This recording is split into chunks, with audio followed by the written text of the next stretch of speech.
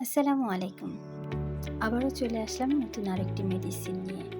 আজ আপনাদের সাথে আলোচনা করব অ্যাসিটিক অ্যাসিড নিয়ে। সাথে আছি আমি তহিদা তাসলিম পান্না। অ্যাসিটিক অ্যাসিড হলো একটি অ্যাসিড গ্রুপের মেডিসিন। অ্যাসিটিক অ্যাসিডের পেশেন্ট ঠান্ডার প্রতি খুব বেশি সংবেদনশীল। চলুন এবার মূল আলোচনায় ফিরে যাওয়া যাক। অ্যাসিটিক অ্যাসিডের প্রথম যে অ্যালফাবেট তা হলো এ, আর এ দিয়ে আমরা যে লক্ষণটি পাই তা হলো অ্যানিমিয়া।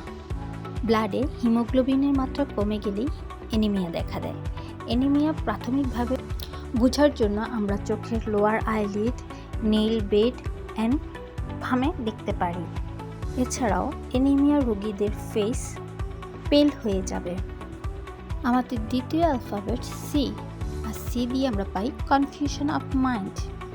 অ্যাসিটিক অ্যাসিডের পেশেন্ট এতই কনফিউশন থাকে যে সে কোনো চিন্তা বা কোনো সিদ্ধান্ত সঠিকভাবে নিতে পারে না, সর্বদাই দ্বিধান্বিতে ভুগে। আওয়ার নেক্সট অ্যালফাবেট ইজ ই। ই দিয়ে আমরা যে লক্ষণটি পাব তা হলো ইমাসিয়েটেড, অর্থাৎ শীর্ণতা।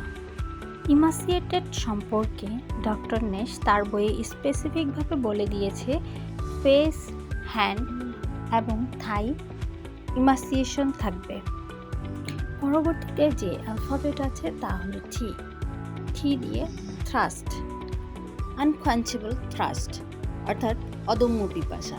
যারা অ্যাসিটিক অ্যাসিডের পেশেন্ট তাদের অদম্য পিপাসা থাকে এবং এরা যখন পানি পান করে তখন খুব বেশি মাত্রায় পানি পান করে, তবে জ্বরের তরুণ অবস্থায় তারা পিপাসাহীনতায় ভুগে। Next alphabet is I. Impossible to lying on back.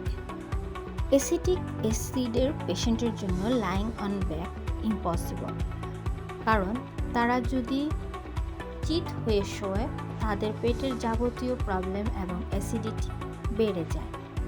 চিত হয়ে শোবার দরুন তাদের পেট ভিতরের দিকে ডেবে যায়, যার জন্য তাদের শ্বাসকষ্টের কারণ হয়ে দাঁড়ায়। এমিলারেশন লাইং অন অ্যাবডোমেন। পেটের উপরে চাপ দিয়ে শুলে বা উপর হয়ে শুলে তাদের সকল সমস্যার উপশম হয় এবং তারা ভালো বোধ করে। নেক্সট অ্যালফাবেট ইজ সি, আর এই অ্যালফাবেট দিয়ে আমরা যেই লক্ষণটা পাই তা হলো কোপিয়াস ইউরিনেশন।